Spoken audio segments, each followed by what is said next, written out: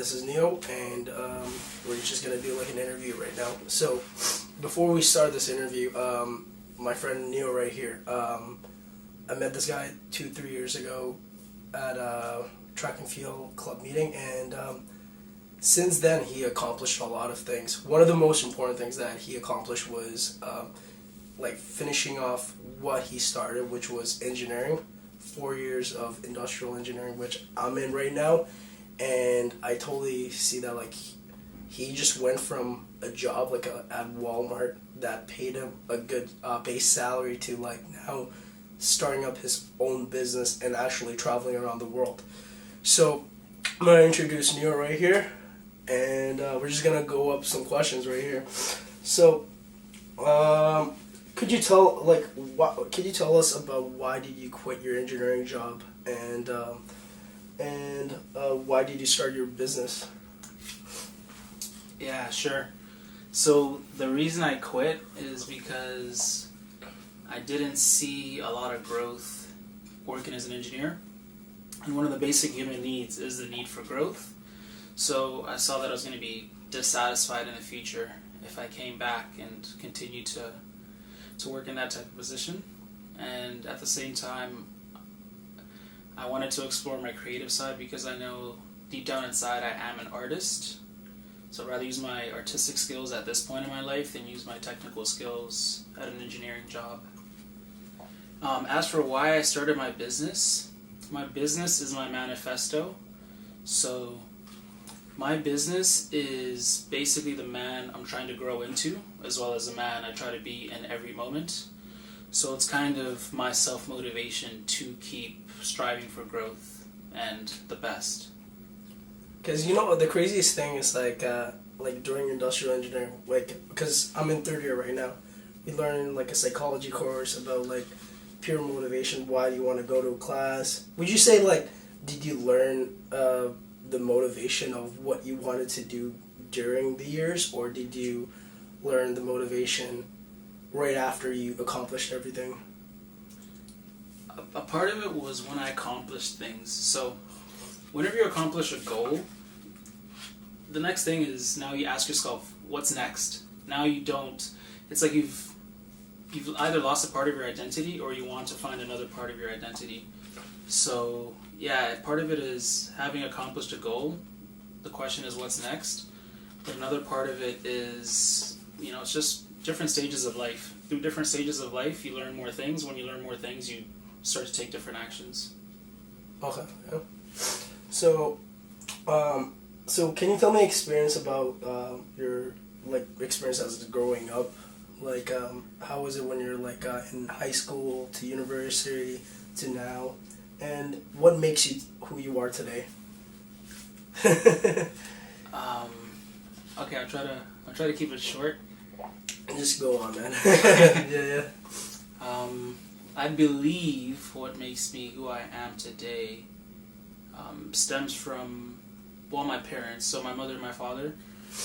My father is like typical macho masculine stereotype or archetype, and my mother is like the feminine, super feminine archetype. So by masculine and feminine, I mean masculine is confident, driven, purposeful, is heading in a certain direction and won't sway from that direction, whereas feminine would be the love, the flow of love in a relationship, bonding, openness, caring. So my parents, I am the way I am because I've taken the things I like from my parents, I suppose. So what I got from my father was strength, and what I got from my mother is connection. So the ability to connect to other people and love. Oh yeah. Connect and love other people. Understand other human beings. Understand where other people are coming from. So would you say like your parents were like the reason why like you kind of have like a healthy mindset was because your parents had a good relationship? Would you say so, or is it like was there struggles that made a little bit more difficulty like? Oh man. Yeah. No, my parents' relationship is it's great, but There've been lots of ups and downs. Because I remember, like, even with my experience, looking back at, like, when you grow up and you have, like, parents actually, let's say they go into feuds or, like, into fightings, right? Like, you feel like when you grow up, it's just, like, you have resentment with, like relationships even in the past. Oh, yeah, that's how it works. Yeah. Like, every single relationship you're going to have in your life kind of stems from the type of relationship you have with your parents. So, to answer your question, my parents' relationship, let's say a 10 is a perfect relationship. My parents' relationship was 8 or 9, sometimes 6 and 5. Yeah, actually sometimes 5. But most of the time it was good. Yeah. So it basically made you, like, more, as you said. Yeah, so, you know, part of it is awareness, right? We all know what's good, what's bad. So when it's mostly good, it's kind of easy to pick out the bad and say, hey, I don't want that part for myself. Oh, yeah. So what kind of advice would you give your high school self and your university self? Oh, man. Like, if you, like, because right now, guys, if you don't recall, this guy is just fucking killing it. He's like, he has like 10K followers on, like, Instagram. He's pushing out, like, content, like, real dope content that, like, I myself am like, dude, I just gotta work harder. Like, that's what it is. And this guy himself, he's consistent in the gym, so it makes me want to think, like, what is the advice that he can give? And that's the question. Okay. Yeah. The advice that I would give is, to my high school self, would be stop caring what people think. Okay, so stop caring what people think. Do your own thing. So basically, follow your heart's deepest desires and stop living other people's lives. In high school, most people, honestly, are average, doing the same thing, the same stupid things, rather than doing their own thing. So the advice I would give my high school self would be to find what I like to do and to do more of it. So that thing might be painting or drawing or playing video games or playing sports. Whatever it is, it's to do that and do more of it and get better every day.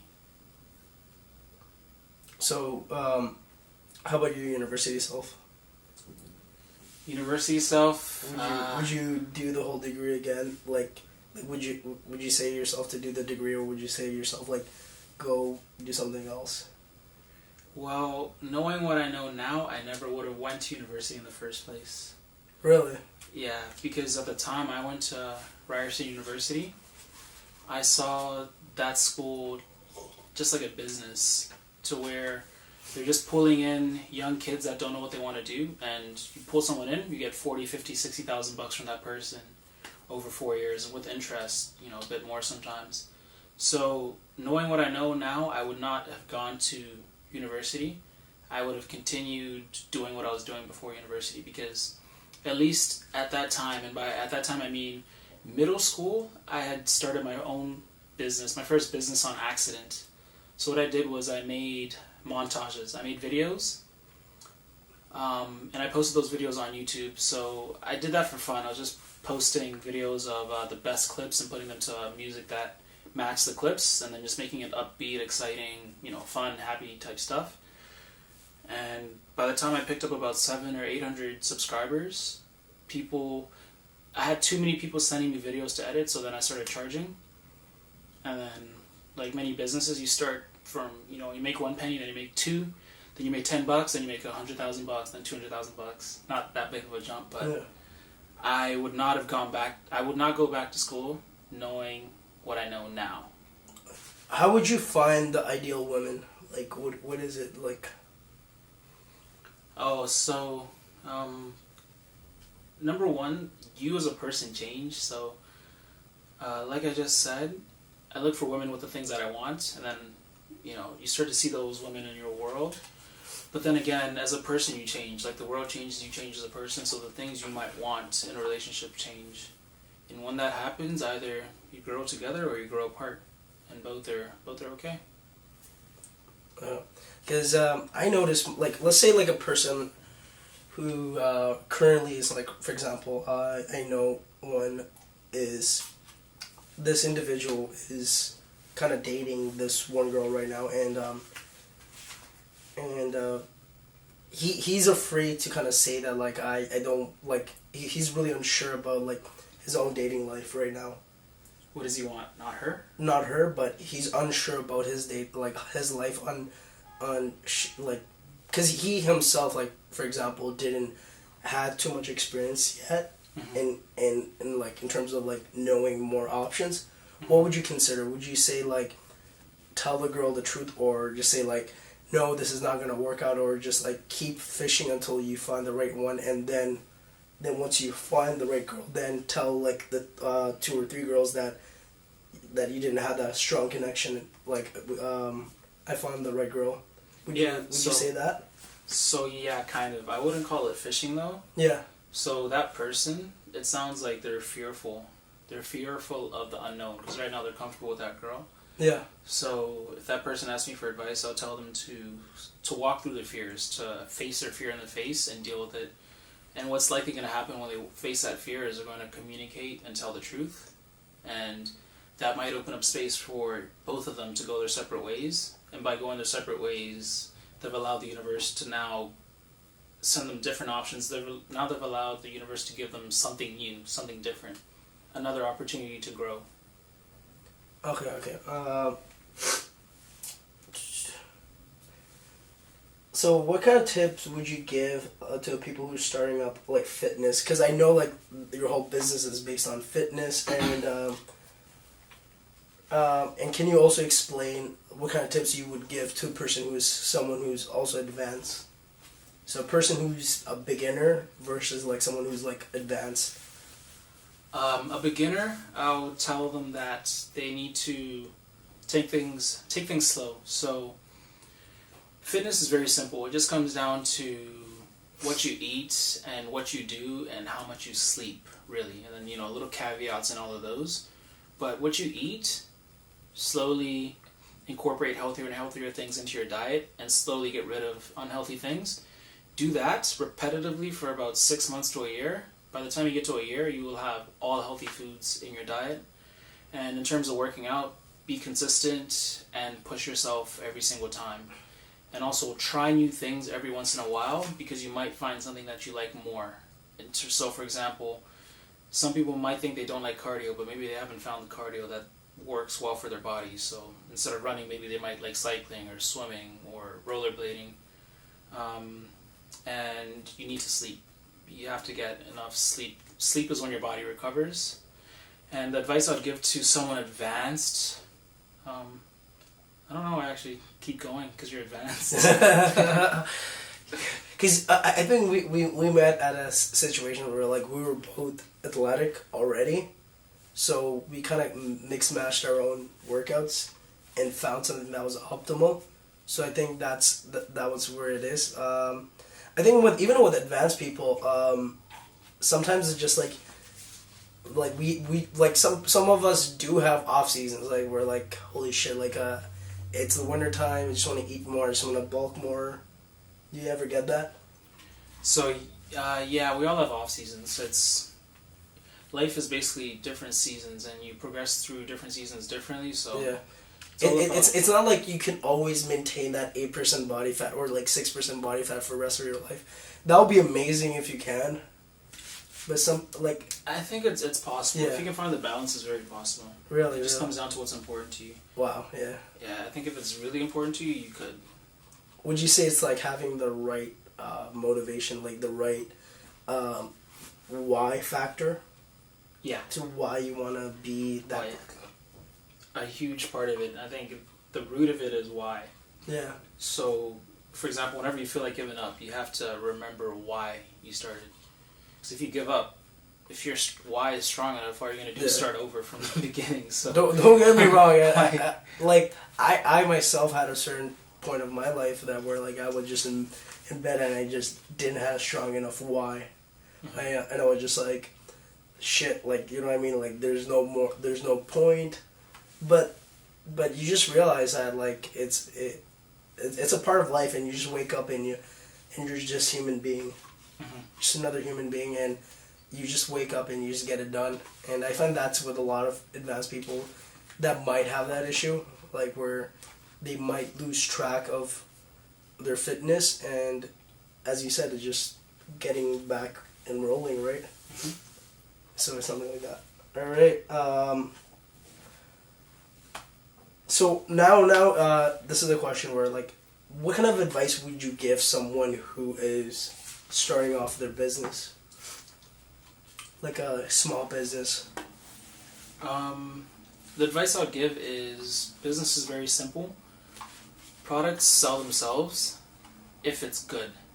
So the advice I'll give is create good products, and also try new things, and you have to put in the hard work. When you start a business, you're going to find that there's a route that looks easy. That route is always the wrong route. Put in the hard work, because if you put in more work than someone that could be your competition, you will come out on top. Also, starting out a business would be, be prepared for a lot of failure. So it could be something like this. In 24 hours, you might make 200 phone calls. Of those 200, you're going to be rejected 200 times, but that one yes that's the one yes you're kind of fighting for, which is, if it's a big enough deal, then there you go, you got your big deal. But just be prepared for a lot of rejection. You have to be mentally tough. Stay positive. I totally agree with you on that. Like,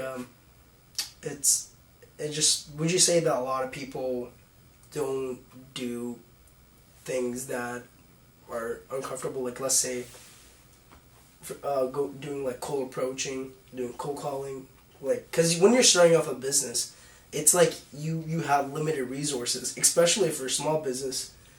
And what kind of advice would you give? Like, would you say, like, as you said, which is like being positive, being hustling, but like, what would you say to a person who's really, really shy and they know they have all this motivation, but they don't want to do like sales?